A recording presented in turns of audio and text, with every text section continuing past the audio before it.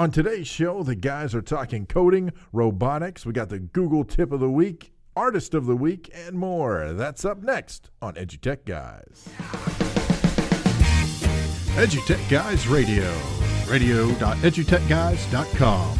The opinions expressed on this site and its programs are those of participants and not intended to and do not necessarily reflect the opinions of any specific educational entity, sponsor, company, state, or government agency. Hey, how's it going, everyone? David in ARC here. I don't know why I said it that way. That's okay. That's who you are. That's who I is. And I'm Jeff Madlock. There you go. So, David Henderson, Jeff Madlock. We are here. Welcome to EduTechGuys Radio. Thank you guys so much for tuning in. It's been a while. It has been a while. Beginning of school got a little more hectic for David and I than we had initially realized it was going to get. Yeah, I don't know why. I mean, this year, for whatever reason, everything just kind of added up, stacked up, and there you go. I figured it out. Oh, you did? It's the eclipse. Oh, freaking Mitsubishi. It's the It was the gum, actually. Oh, I forgot about the gum. Yeah. No, it just happened that way. But well, we're back. Hey, we're back. I think you'll enjoy this show because it's going to get a little racy. We're talking who's the top F1 driver in the world? No, it's gonna be a great show. Hey, listen, you can catch us on the web at www.twitter.com/EduTechGuys. Heck, just go to Google, type in EduTechGuys, and you will find us out there on the World Wide Web. We're on Facebook. We're on the Snapchat and the InstaChat and the Snapgrams and the whole bit. I like Snapgrams. I like, oh, those golden grams. Oh, those golden grams. Anyway. So, yeah, it's going to be a great show. Yeah, man. We're looking forward to talking about this. I guess we got in this discussion earlier today during lunch, didn't we? Yeah. I think it actually may have started a little before that. But, yeah, we should have just had the microphone turned on at lunch. Yeah, it was a great rant. So it would have been perfect for the show. Maybe we can recreate that here. I'm going to need cheeseburger and fries, though. You are. That's right. So let's talk about it. What we were talking about was robotics and coding. Here in Arkansas, the governor's making his trip around the state again this year, visiting schools, pushing computer science. And we were talking about computer science and what we thought about what's really going on. And I have kind of a gripe about it. And this is an open gripe. And if you want to prove me wrong, please prove me wrong. Yeah. Because I need to be proven wrong.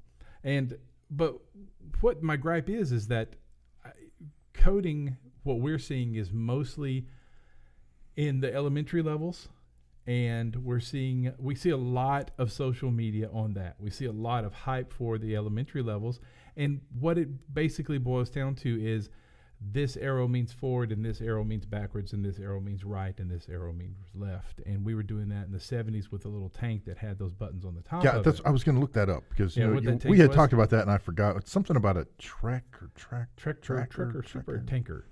But there's the thing is that we're not getting to the point where I think it's great if we introduce forward and backwards and right and left. Yeah, big track. The big track. If we introduce forwards and backwards and right and left and blinky lights and, spin around in a circle and loop-de-loop and all that kind of great stuff, kick on the camera, but then you got to turn over to the source code and you got to start talking about the source code. And you've got to start challenging the students to write the source code, not just drag the icon. Because that's the varying levels. Anything goes, you're going to lose some students pretty quickly who go, okay, this is ridiculously boring. And true. The other part is that dragging some pretty colored icons into a workflow line is not coding. It is at a basic level, but it's not what I think you're envisioning. And what companies say when they want coding, they need someone writing Python. Well, I will tell you that they don't need somebody who can drag. That is one of my concerns. Which I know if you're listening and you're teaching programming and coding at the high school level, and you guys aren't necessarily, or I hope anyway, you move quickly past things like Scratch or other visual coding applications. But by the same token, that's exactly what I envision employers getting when they start interviewing folks who want to come in and start doing coding. Right. I'm like, well, you got Scratch or you got something I can't type it in, but if you give me the little blocks, I can make the blue blocks connect to the yellow blocks, and Yeah, that's exactly right. That is. I mean, yeah, we're building this new back end for Facebook. How are you with emojis? yeah. And as I know, and I'm not knocking anybody. Some of our good friends have some great companies that this is what they do, and I'm not knocking it at all. I just need someone to explain to me the progression. I need someone to explain to me, Jeff, you're not seeing this. And then my response to that is, why am I not seeing it? Why am I seeing grade level kids, making robots follow lines and, that kind of stuff? I need to see the bigger picture. And so maybe this is what this is. It's not necessarily a gripe about robotics and coding. It's a gripe about your social media game and your PR game about coding is way off. And, all I see is pictures of kids in the 6th, 7th grade and younger. I'm not seeing high school kids, Now, at that same time, we've had kids on the show that are coders. Oh, absolutely. We had the gang of kids that came up with the ID passes. Mm-hmm. We've seen Pass Tracker. Pass Tracker. We've seen at the Springdale Institute. We saw students who were actively part of coding the robotics devices for completing those various competitions that they have to do. And some of that makes its way into kind of the media, and by the media I don't mean that like on social media like Jeff was talking about. Some of that makes it into the wild. But for the most part, when you look at pictures of students coding, you see little kids with B-bots or whatever they're called, and using, again, we're not knocking this stuff. We're just at what point at the age / grade / mastery level does a student move from graphical coding into text-based coding? And by the same token, at what period within the school year does that occur? I think that's kind of the part we're missing. What is that progression? I wonder how deep any of this really goes in terms of coding.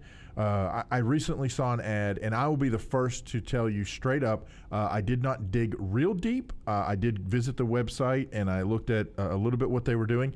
But there is a company out there who has a series of, I guess they're programmable cars that they say, here are programmable autonomous vehicles. And the students hook them up, and they use block coding and drag and drop the little pictures into place, and then they make the car go forward 3 spaces and turn left and go forward 4 spaces. Okay, wait, we were doing that on the big track in the 80s. Exactly. Wait, what? I mean, yeah. So I don't know, and maybe it does go a little deeper, and maybe I have a misconception of what autonomous is. To me, an autonomous vehicle should be able to navigate the entire whatever that area is. Let's say if it's not the full classroom, then at least it's within the barriers that are outlined with various obstacles in them, and should be able to navigate without a student programming the actual steps so much as a student programming the car to say, if there is an obstacle on your right or on your left or in front of you, then you go and you do this and you turn, or you adjust yourself. So basically have the students creating that framework in which the vehicle itself can be autonomous. If the students, however, are just doing the drag 3 arrows, turn left, drag 4 arrows, I mean, really, seriously, what is that? That's not, to me, in my brain, that's not, I mean, I guess it's coding on a basic level, but it's certainly not coding in an autonomous vehicle. Right. Yes. It's not. I don't know. And we have to start coming up with topics where we don't agree with each other, I think. Yeah, I think so we argue more about it. Yes, that's right. Or one of us needs to play devil's advocate. I don't know. I think that's you hit a good point there. And I think what's interesting about that is that so much stuff, we're looking for a systematic video broadcasting system that allows us to create programs.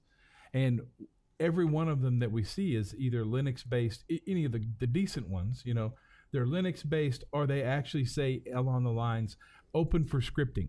Yeah. And there's the thing, is that we are at the point where, you can do lots of stuff with a beautiful GUI and drag and drop, but you're going to get to a point where there's always someone on staff that needs to be able to script. And I understand we want to get kids more into computer science, but just going, hey, there's the pool. So everybody swim. Yeah. Now, who wants to race the 100-meter, and who wants to do the 400 back, or, who's going to dive off the 10-meter board? And that's a 30-foot board. No, that's not. But you see what I'm saying? But, who's going to do this and who's going to do that? Yeah. We need to we need to make that more prevalent. We need to make sure that everybody goes, oh, so this is where it can lead to. Right, right. Yeah, just because you can do this, I can program this drone in the warehouse to go pick up this box and bring it back here because I can drag and drop emojis. Great. But I need this drone to go through and scan and find this certain type of box, and that's going to be the coding level that I'm looking for the next person. So, if you want to make $18 an hour, then you're going to drag and drop icons. If you want to make $35 an hour, then you're going to need to know how to code these. And I'm not saying that these things don't do it. Codemoji and all these places, they do take them to the next level. Mm-hmm. And I'm not saying they don't. I just now realize as we got on the air that what we're really talking about is show the kids. Yeah. We're, not just round balls with flashy lights that can swim now. Let's do that. But see, and I make it sound so obnoxious. That's amazing to me. Right. Yeah. If I wanted a robot in the old days, we took a brown paper bag and drew a robot face on it and went, I am a robot. Right. Yes, put it on our hand, and it was a paper bag. That's right. So that was the closest robot I had. So, I quote the dad on that show, the one about the 80s on ABC, the Robots.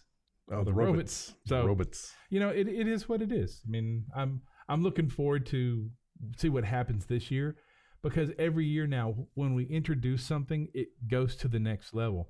Something else that I notice is that some of it dies. Sure. Some of it doesn't make it. And that's interesting to me.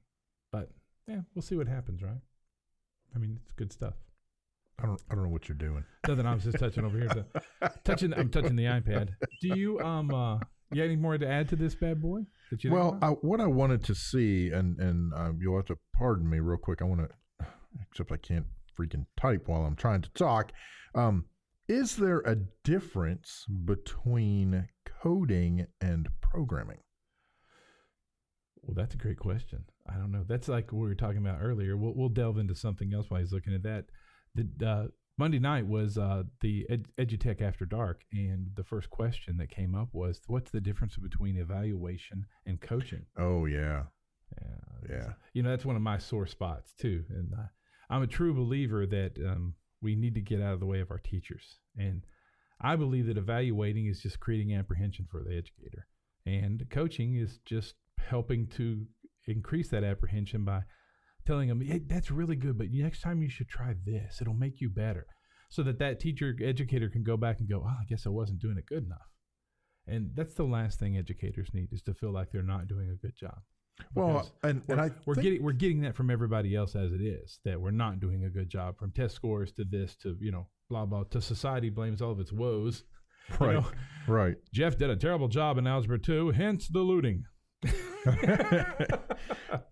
Well, and I think that along the same lines, even if you were to bring that beyond the scope of education, and let's just look at those terms in relation to any job anybody is doing, right? So I don't care. Let's just, for the sake of argument, let's pick your doctor, right? So as your doctor, which I think is one of those things that, and this is one of those terms, or whatever you want to call it, those idioms, I guess, maybe. Doctors practice medicine. They practice it. They are always working on it. They are always trying to improve themselves. So is there, and I don't know the answer to this, but I can't imagine, do they have someone who comes down from on high and evaluates them? I'm pretty sure. I mean, you've got to say there's evaluation in every process. I get that. True, but I mean, evaluation for a doctor is Do I need to evaluate that doctor? I don't know how many of his patients have died. So, and he might need a little coaching. Hey, you might not want to use the axe around the neck area. This is called a suture. You have to suture them up when you're done. Right. I like this to free bleed and, heal themselves. Yeah. So real quick, to get back to the whole difference between coding and programming, a lot of that depends on your general feel of things. The general consensus is that they mean the same thing, but the context usually is that coding is more the block type, scratch style, drag and drop, where programming is text-based. Although in a nutshell, when it comes down to it, you're essentially doing the same thing. You're giving a set of instructions to the device in order to accomplish goals. So there you go. Okay. Hey, I've been schooled. I have. Thank you for schooling me today. I did not evaluate you. I just coached you. Well, I think we've ranted enough on that today. I don't know what we've done. I tell you what, we're going to drop out and listen to a little music. This is one of our favorites. This is Nick C. with Completely Yours.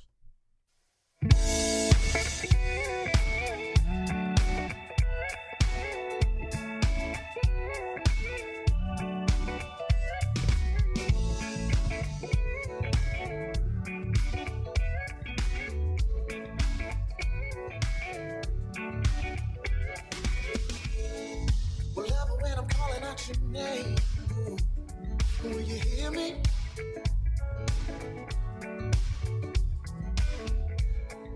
Cause honey, I'm just vibing on your energy. When you're near me, and I know we have just begun, but I'm glad that we can give it a chance.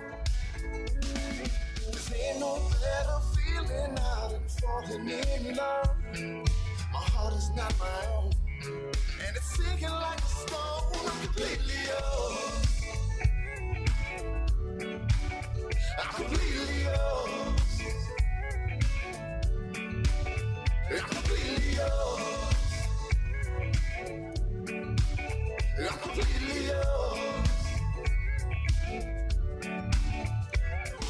Well, love, every time that you cross my mind, I think of bright moonlight and a glass of wine and slow dancing on the beach to our favorite song. And if nobody's looking, we can get it on. Well, I know we have just begun, and I'm glad that we can give it a chance.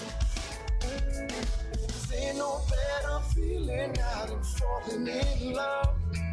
My heart is like a stone. My heart is not my own. I'm completely yours. I'm completely yours. I'm completely yours. I'm completely yours.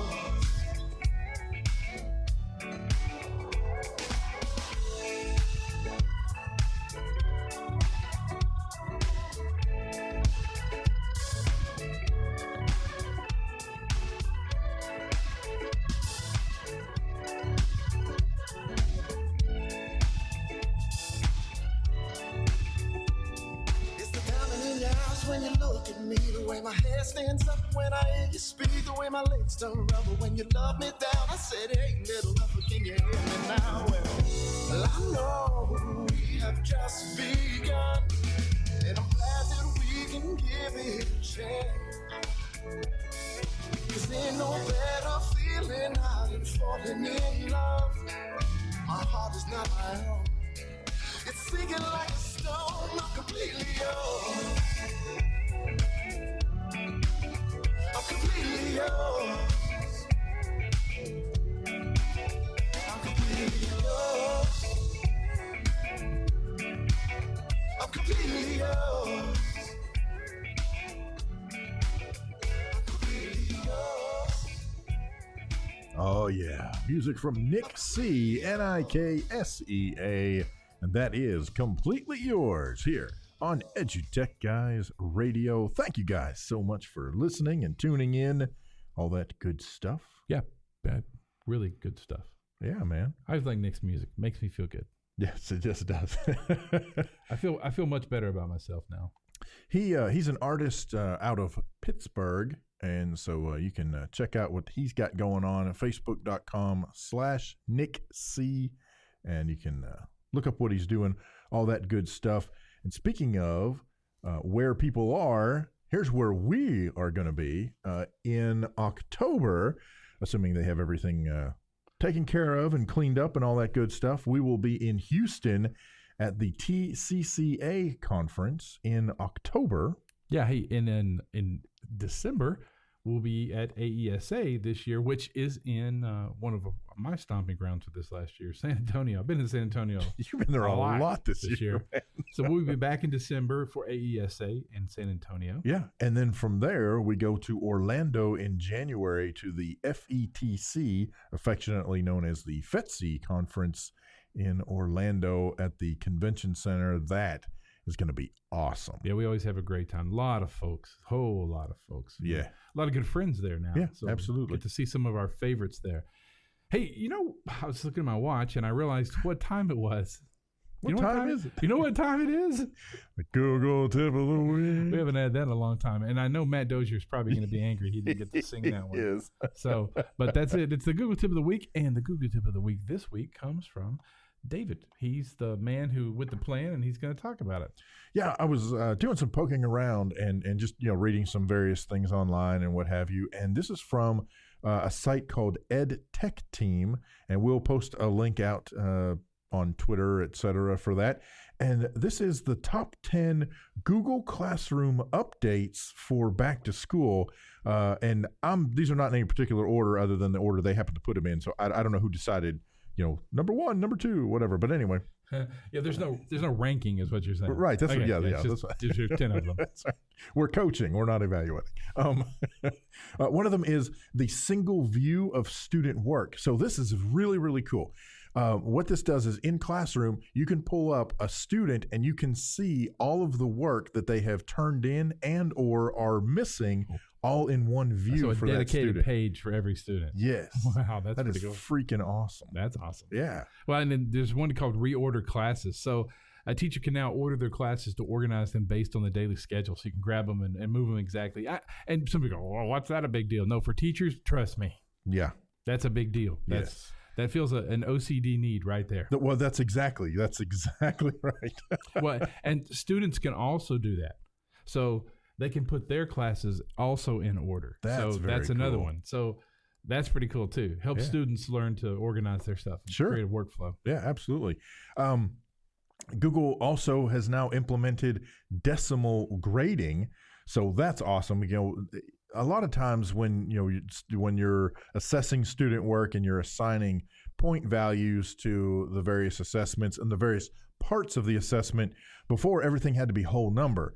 Well, now with decimal grading, you can give half points, you can give quarter points. So very cool that you've got decimal grading. Cool. And now another one is transferring class ownership. That's really cool. That's awesome right there. Because things change in the year and over the summer, and you might have a class that lasts 2 years, but you might have a class that's taught by one teacher in the first semester and then another teacher in the second semester. And now that class can be changed without the loss of anything so that it can bring the new teacher up to speed pretty quickly. Exactly.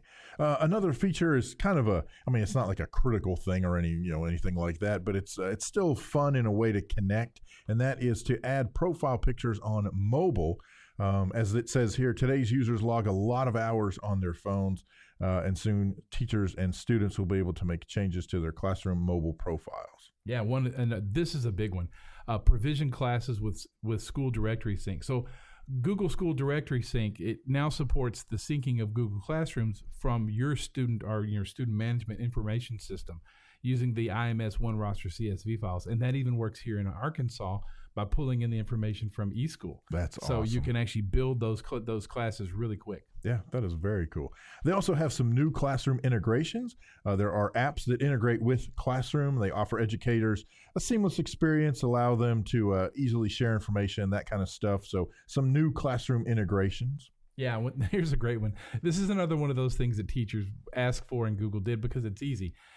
When you have kids come in and you want them to join your class, one of the hard things is that display the class code. Yeah. So now you can display the class code in full screen. Hey, there you go. Don't need to say anymore. Put it up on the board. There it is. There's a new thing called Sneak Peek and import Google Forms quiz scores into Classroom. Using quizzes in the Google Forms, it allows educators to take real-time assessments of the students' understanding, and soon teachers will be able to import the grades from the quizzes directly in to Google Classroom. That's pretty hardcore. That's freaking awesome. Yeah, we paid a lot of money for a program that did that years ago. But Yeah. That's interesting. Add feedback in question-by-question grading and quizzes. More than test grades, meaningful feedback can improve learning. And so at ISTE this year, Google launched the question-by-question grading and quizzes in Google Forms so they could help teachers save time by batching grade assessments. So they're taking it one step further, and now teachers will have the option to add feedback as well.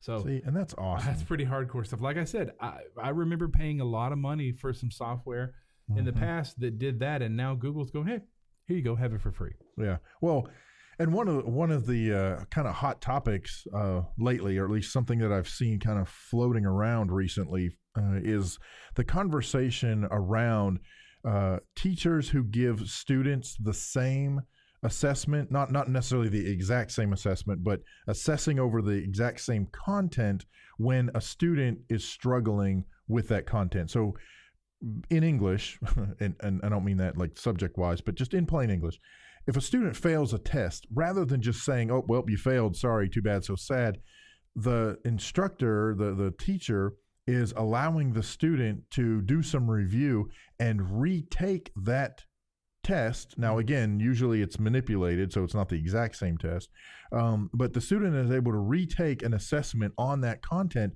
to demonstrate that they are getting it, they are learning. So ultimately, I mean, in a weird sort of way, you could potentially have a classroom where all students actually receive A's because they have achieved A's. You know, if I'm a student and I get the concept and I ace the test, I'm done. Okay, great. I've shown mastery. I'm moving on. However, if, you know, my buddy Jimmy isn't that way and he's struggling, but after a couple of times, you know, reviewing and getting an understanding of what he did wrong on the test, i.e. the feedback, he gets the feedback and says, oh, I see. Yes, I was mixing up, you know, my negative signs. Oh, okay. Let me try this again. They try it again, and it may take him 2 or 3 times, but ultimately he also ends up with an A. There's no grade inflation there. It's truly demonstrating these students have the mastery of those particular topics. Yeah, that's really So I think it's cool. awesome. Yeah, good stuff. Hey, we'll be dropping that graphic out later and the link to that page. Yeah. Google has a nice graphic on that, so you can see all the new updates that have been made available. Yeah, very, very cool. Hey, thanks for listening. Remember, always catch us on social media. Head over to Twitter. That's the best place to find us. We're always lurking around the Twitter sphere. We're lurking. Check us out on Instagram. We like to put stuff out there also. And we do have a Facebook page. And just, hey, check us out on social media. There you go. Google us. We're out there. Hey, great show. Hey, I'm Jeff Madlock. I'm David Henderson. We'll catch you next time. You've been listening to EduTechGuys Radio, radio.edutechguys.com. The opinions expressed on the site and programs are those of participants and not intended to and do not necessarily reflect the opinions of any specific educational entity, sponsor, company, state, or government agency.